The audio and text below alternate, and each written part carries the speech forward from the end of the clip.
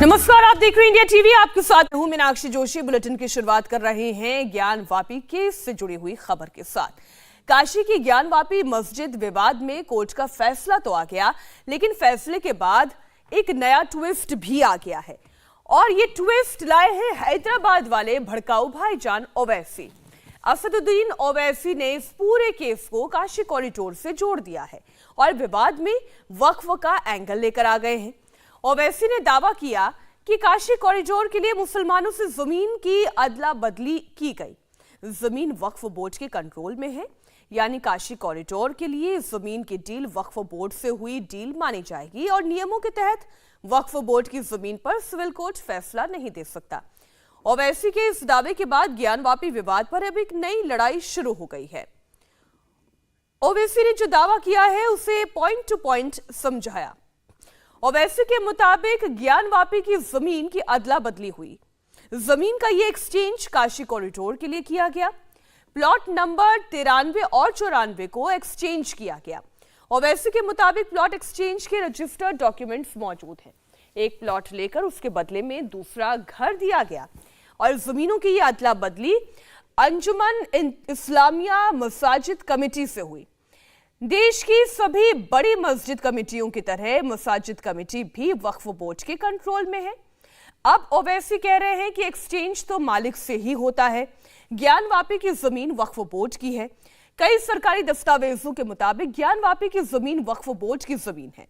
अब आप ओवैसी का पूरा दावा सुनिए कि ये जो नरेंद्र मोदी भारत के प्रधानमंत्री ने जो बड़ी मंदिर का इनॉग्रेशन किया था ना, अभी साल डेढ़ साल पहले, क्या आप लोगों को मालूम है कि प्लॉट नंबर 93, 94 एक्सचेंज किया गया मुसलमानों से?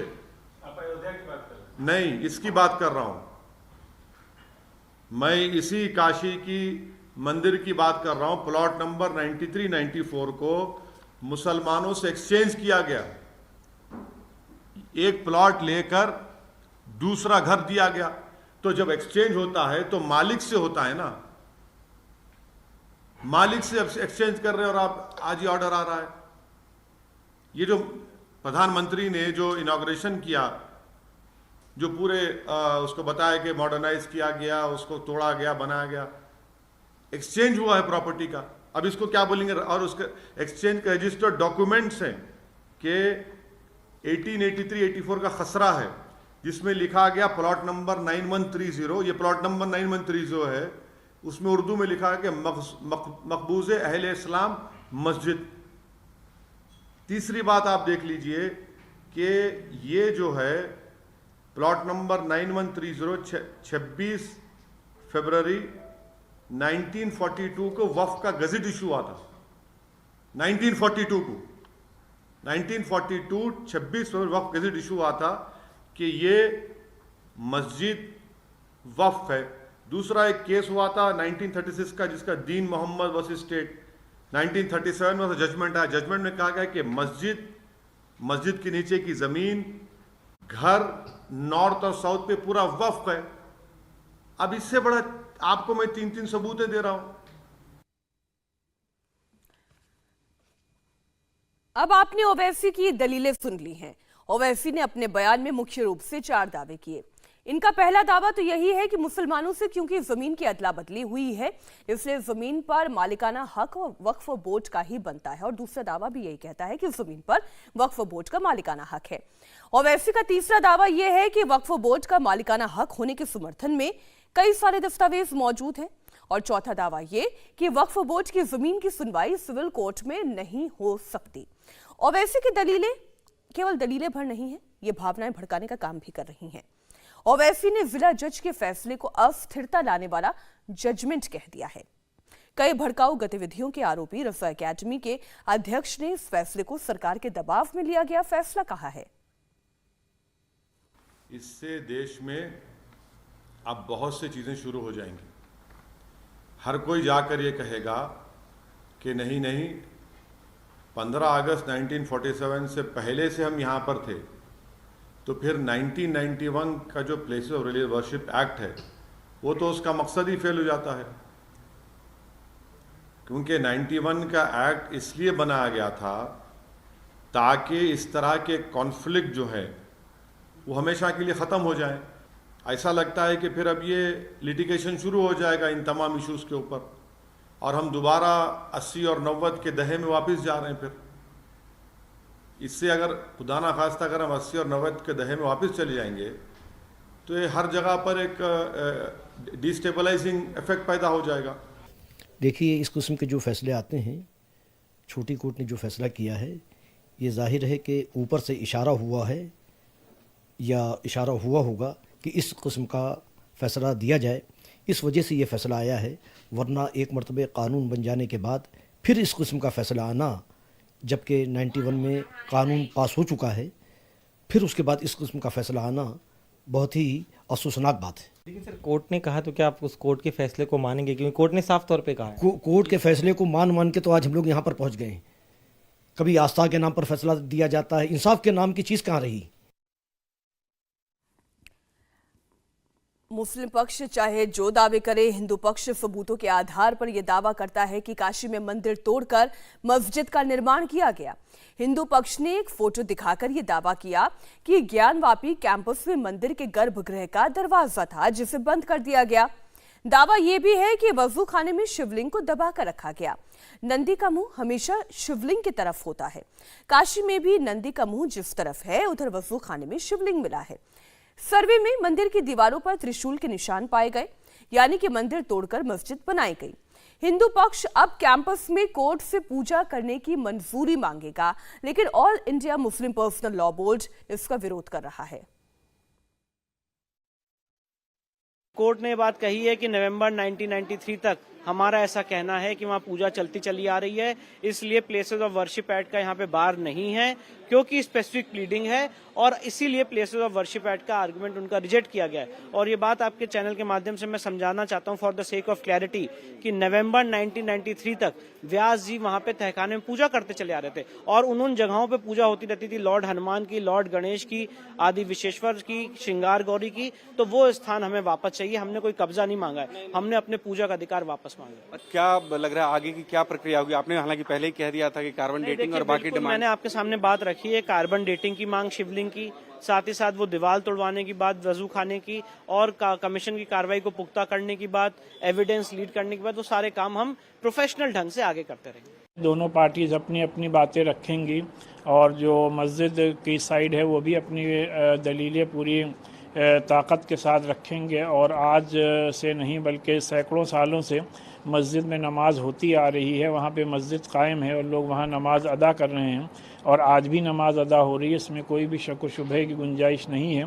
तो लिहाजा वहाँ पे नमाज अदा की जाती रहेगी। उस सिलसिले में हम समझते हैं कि कोर्ट ने ऐसी कोई बात नहीं कही है जिससे कि कोई नमाज अदा करने पे सवालिया निशान लग रहा हो। लेकिन बहरहाल जो भी ये केस चल रहा है, इस केस को अदालत में ही पूरी ताकत के साथ लड़ा जाएगा। और लेकिन मेरी सबसे यही एक बार फिर से अपील है कि सब लोग हर तरीके से अमन अमान कायम रखें और ये एक लीगल मसला है, जाहिर सी बात इसका फैसला अदालत में ही होना है। और आपको जानकारी दे दें, आज ज्ञानवापी विवाद में दोपहर 2 बजे फिर सुनवाई है। इस वक्त की बड़ी खबर आपको बता दें और शिवलिंग की पूजा की मांग पर यह सुनवाई की जाएगी। हमारे साथ संवाददाता भास्कर मिश्रा जुड़ गए हैं। एक बात तो तय है भास्कर की, अभी ये मामला लंबा चलेगा। कल का मैटर और आज के मैटर में बहुत अंतर है। आज तो शिवलिंग की पूजा की मांग की गई है।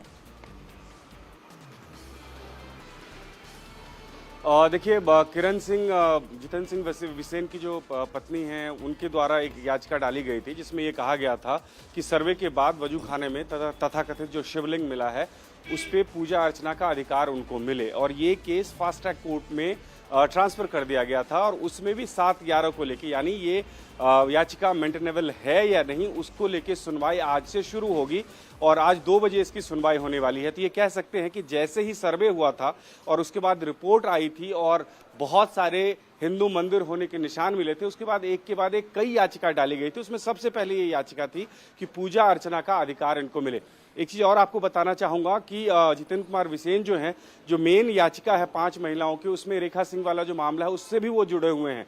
और दो धड़ा है उसमें, उनका एक पक्ष ये रहता है कि हम एक अलग रास्ता अख्तियार करें और इसीलिए जो पांचों वादी महिलाएं हैं उनके ग्रुप से हट के जैसे ही सर्वे की रिपोर्ट आई उसके बाद तुरंत ये याचिका दायर कर दिया इन्होंने कि पूजा अर्चना का अधिकार इनको मिले और इस मामले को फास्ट ट्रैक कोर्ट में ट्रांसफर कर दिया गया था। भास्कर इसी मामले में अगर हम ये कहें कि जब तक कार्बन डेटिंग नहीं हो जाती है, जब तक ये तय नहीं हो जाता है कि वो वाकई में शिवलिंग है भी या नहीं, तब तक पूजा का अधिकार कैसे दिया जा सकता है?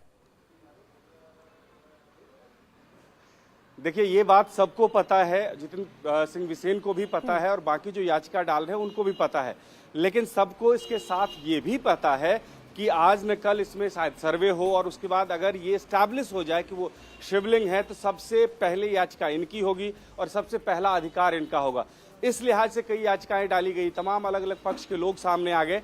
सबको ये पता है कि ये स्टैब्लिश नहीं हुआ है, अभी ये निर्धारित करना बाकी है, ऐसा का सर्वे होना बाकी है। लेकिन अगर ये सब हो जाता है और उसके बाद निर्धारित हो जाता है तो इनका पक्ष बहुत ऊपर रहेगा कि सबसे पहले दावा हमने किया था कि पूजा अर्चना का अधिकार हमें मिले। इस लिहाज से आप इसको देख सकते हैं कि सबके द्वारा ये कोशिश की गई। ठीक, बहुत शुक्रिया पूरी जानकारी के लिए भास्कर आपका। आप लगातार नजर बनाए रखें, 2 बजे सुनवाई होनी है और उसके बाद जो भी निर्णय आएगा उस पर लगातार आप इंडिया टीवी पर कवरेज देखते रहेंगे।